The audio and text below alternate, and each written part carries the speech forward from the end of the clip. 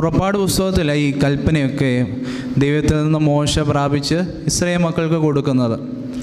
പിന്നീട് അതിൻ്റെ ഒരു സമ്മറൈസ്ഡ് ഫോം അല്ലെങ്കിൽ ഒരു ഇൻ്റർപ്രിട്ടേഷൻസാണ് ഈ ആവർത്തന പുസ്തകത്തിലുള്ളത്. പുറപ്പാട് പുസ്തകത്തിലെ ഈ കൽപ്പനകളുടെയൊക്കെ ഒരു ദീർഘമായ ഒരു വിവരണമാണ് ഈ ആവർത്തന പുസ്തകത്തിൽ. അതുകൊണ്ട് നമ്മൾ ഈ പുറപ്പാട് വായിച്ചിട്ട് ആവർത്തനത്തിലേക്ക് വരുമ്പോൾ ചില കാര്യങ്ങളൊക്കെ വീണ്ടും വീണ്ടും ഇതിനകത്ത് കാണാൻ സാധിക്കും.